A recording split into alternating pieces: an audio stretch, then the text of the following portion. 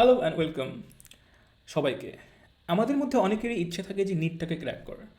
After 11 and 12 we want to crack NEET exam, যেটা দিয়ে আমরা এমবিবিএস লাইন পার্সু করতে পারি।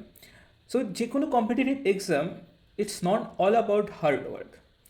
হার্ড ওয়ার্ক সবাই পুট করে, বাট কতটা স্ট্র্যাটেজিক হার্ড ওয়ার্ক আমরা পুট করছি সেটার উপর ডিপেন্ড করে আমাদের সিলেকশন রেশিওটা বেরোয়, অথবা আমরা কতটা সিলেক্ট হতে পারবো কি পারবো না। সেই জিনিসটা পুরোপুরি ডিপেন্ড করবে আমরা কতটা স্ট্র্যাটেজিক্যালি হার্ড ওয়ার্কটা পুট করেছি সেই পার্টিকুলার কম্পিটিটিভ এক্সামটা ক্র্যাক করার জন্য।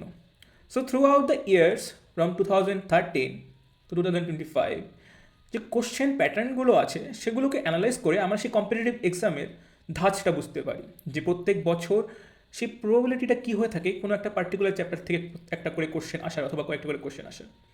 সো সেই কোশ্চেন প্যাটার্নটা নিয়ে আজকে ডিসকাস করবো, এবং চ্যাপ্টার ওয়াইজ কী প্রবাবিলিটি থাকে কোশ্চেন আসার প্রত্যেক বছর নিটের, সেটা আজকে আমরা আলোচনা করব। সো প্রথমেই বলে রাখি, this is all based upon the previous year question patterns, এবং 2013 থেকে 2025 পর্যন্ত যতগুলো কোশ্চেন এসেছে সেটার অ্যানালাইজ করে আমি এই স্ট্যাটিস্টিক্যাল মেথডটাকে অ্যাপ্লাই করে এবং স্ট্যাটিস্টিক্যাল ওয়েতে সেটাকে তুলে ধরার চেষ্টা করেছি। সো প্রথমেই আমরা দেখে নেব the unit 1, diversity in the living world. এই ইউনিট থেকে, এই ইউনিটের 4টি চ্যাপ্টারের মধ্যে কতগুলো করে কোশ্চেন আসার প্রবাবিলিটি আছে। So chapter 1 the living world থেকে প্রত্যেক বছর 1 থেকে 2টো করে কোশ্চেন আসে। সেকেন্ড চ্যাপ্টার খুবই important, biological classification, almost 2 to 3 questions per year.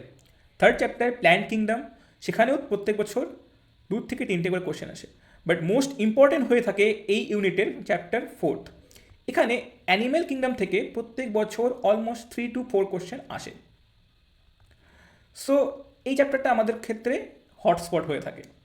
Second thing, unit 2, structural organisation, plants and animals.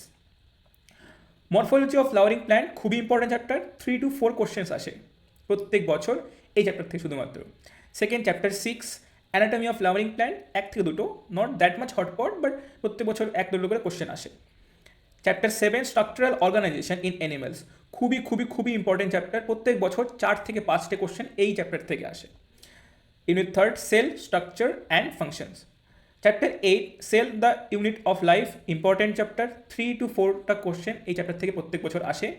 Biomolecules কনসেপচুয়ালের দিক থেকে খুবই ইম্পর্টেন্ট চ্যাপ্টার, এবং আমরা যদি কনসেপ্টগুলো ভালো মতো ক্লিয়ার করতে পারি তাহলে বায়োমলিকুলস থেকে খুবই ইজিলি আমরা এই স্কোরটা আনতে পারি। এখান থেকে প্রত্যেক বছর 3 to 4টা এবং 4-এর বেশিও কোশ্চেন আসে। Chapter 10, cell cycle and cell division, খুবই ইজি চ্যাপ্টার, খুবই ইজি চ্যাপ্টার। বেশিরভাগ কোশ্চেনগুলো এনসিআরটি বেসডই হয় এখান থেকে, এবং 3 to 4 কোশ্চেন পার ইয়ার এখান থেকে আসার সম্ভাবনা থাকে। অ্যান্ড আমরা যদি ভালোভাবে সেই এনসিআরটি লাইনগুলো দেখে নিই অ্যান্ড সেই কনসেপ্টগুলোকে বুঝে নিই, তাহলে এই চ্যাপ্টার থেকে কোশ্চেন অ্যান্সার করা খুবই ইজি হয়ে ওঠে। প্ল্যান্ট ফিজিওলজি, ইউনিট 5, এখানেও 3টে চ্যাপ্টার আছে। Chapter 11, photosynthesis in hiring plant, 2 to 4টা কোশ্চেন আসে প্রত্যেক বছর। This is kind of a important chapter also. Second, respiration in plant, 1 to 3টা, কোনো কোনো বছর একটা করে আসে, কোনো কোনো বছর বেশি আসার সম্ভাবনা থাকে। But chapter 13, plant growth and development, 2 to 3টা কোশ্চেন এখান থেকেও আসে। তো it's also important chapter. Unit 5, human physiology. Human physiology থেকে অনেক কোশ্চেন আসে। Unit 5 is like kind of hotspot for NEET exam. এখানে প্রত্যেকটা চ্যাপ্টার থেকে প্রত্যেক বছর কোশ্চেন আসবে, এবং কোশ্চেন প্রত্যেকটা চ্যাপ্টার থেকে 2 থেকে 3টা করে কোশ্চেন আসবেই। Chapter 14, breathing and exchange of gas, 2 to 3টা question. Chapter 15, body fluids and circulation, 2 to 4টা questions. Excretory products and their elements, 2 to 3টা question. Locomotion and movement, 2 to 3 questions. Neural control and coordination, 2 to 3 questions. Chemical coordination and integration, 2 to 3 question. So এই ইউনিটটা না খুবই important হয়ে থাকে। And এই ইউনিটটা it's most of understanding and খুবই ইজি ইউনিট। আমরা যদি খুবই ভালো করে নিট এনসিআরটি লাইনগুলো পড়ি এবং খুবই ভালোভাবে কনসেপ্টগুলো বুঝি, কেন it's all about our self, our human physiology. And এমবিবি স্টুডেন্টদের ক্ষেত্রে খুবই ইন্টারেস্টিং টপিক থাকে এই চ্যাপ্টারগুলো। তো এই চ্যাপ্টার থেকে এতগুলো কোশ্চেন আসার সম্ভাবনা থাকে প্রত্যেক বছর, অ্যান্ড এটা আসেই। সেকেন্ডলি, আমরা যদি সেল চ্যাপ্টারটাকে খুব ভালো মতো পড়ি তাহলে এই ইউনিটের এই কোশ্চেনগুলো অ্যান্সার করা খুবই ইজি হয়ে ওঠে। অনেকের ক্ষেত্রে হয়তো বোটানি খুব একটা পছন্দের নয়, কিন্তু আমরা যদি ভালোভাবে সেই এনসিআরটি লাইনগুলো ফলো করি তাহলেও এই চ্যাপ্টারগুলো থেকে অ্যান্সার করা খুবই ইজি হয়ে ওঠে। সেকেন্ডলি, আমরা দেখে নেব ক্লাস 12 থেকে কোন কোন চ্যাপ্টারগুলো ইম্পর্টেন্ট এবং কতটা করে কোশ্চেন প্রত্যেকটা চ্যাপ্টার থেকে আসার সম্ভাবনা থাকে।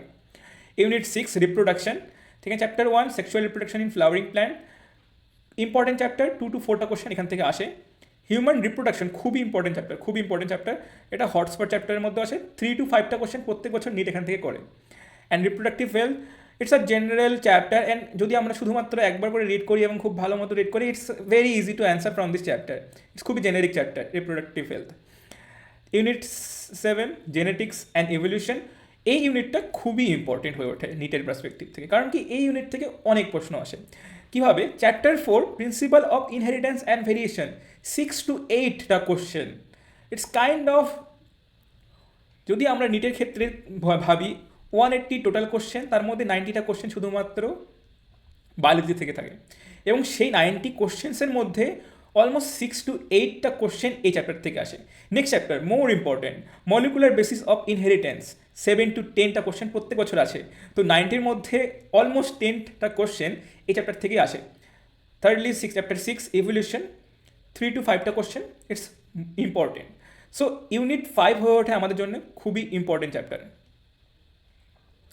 ইউনিট 7 হয়ে ওঠে আমাদের জন্য খুবই important chapter. Unit 8 biology in human welfare, খুবই জেনেরিক চ্যাপ্টার, এবং আমরা যদি ভালো মতো পড়ি এখান থেকেও কোশ্চেন অ্যান্সার করা খুবই ইজি হয়ে ওঠে। Human health and disease, 3 to 4 question, খুবই স্কোরিং একটা চ্যাপ্টার, এখান থেকে খুবই ভালো স্কোর হয়। Microbes in human welfare, 1 to 2টা question, not that much hotspot, but it's good. একবার রিড করলে আমরা এই 1-2টো কোশ্চেন আমরা অ্যান্সার করতে পারবো। বায়োটেকনোলজি ইউনিট 9, এখানে 2টো চ্যাপ্টার আছে, biotechnology principles and processes, 6 to 8টা question, again a hotspot chapter. 6 থেকে 8টা কোশ্চেন এই চ্যাপ্টার থেকে আসে প্রত্যেক বছর, ইটস আ ট্রেন্ড, অ্যান্ড খুবই ফেভারিট নিটের এই চ্যাপ্টারগুলো। Chapter 10 biotechnology and its application, 3 to 5টা কোশ্চেন। সো অ্যাগেইন এই ইউনিটটাও খুবই আমাদের জন্য স্কোরিং হয়ে ওঠে। Unit 10 ecology, it's also scoring chapter, কারণ কি এখানে যদি আমরা ভালোভাবে এনসিআরটি লাইনগুলো রিড করি অ্যান্ড এনসিআরটি লাইনগুলো মনে রাখি, তাহলে এখান থেকেও আমাদের কোশ্চেন অ্যান্সার করা খুবই ইজি হয়ে ওঠে। চ্যাপ্টার 11 অর্গানিজমস অ্যান্ড পপুলেশন, খুবই কনসেপচুয়াল বেসিক্স অ্যান্ড খুবই ইজি টু আন্ডারস্ট্যান্ড, অ্যান্ড খুবই তাড়াতাড়ি মনে থাকে এই চ্যাপ্টারগুলো, এবং খুবই ভালো স্কোরিংয়ের জন্য 3 to 5টা কোশ্চেন্স। ইকোসিস্টেম 2 to 4টা question, and lastly biodiversity and conservation, 3 to 5টা কোশ্চেন। সো 12th যেটা, সেখানেও খুবই কম ইউনিটের মধ্যে অনেক বেশি নম্বরস এটা কভার করে। যেমন ভেরি ইম্পর্টেন্ট হয়ে থাকে ইউনিট 7 জেনেটিক্স অ্যান্ড ইভলিউশনের ইউনিটটা। রিপ্রোডাকশনের ক্ষেত্রে হিউম্যান রিপ্রোডাকশন খুবই ভালো একটা চ্যাপ্টার হয়ে ওঠে। হিউম্যান হেলথ অ্যান্ড ডিজিজ একটা ভালো চ্যাপ্টার হয়ে ওঠে। বায়োটেকনোলজি প্রিন্সিপাল অ্যান্ড প্রসেসেস খুবই ভালো চ্যাপ্টার হয়ে ওঠে একটা। দেন ইকোলজিও খুবই স্কোরিং হয়ে ওঠে।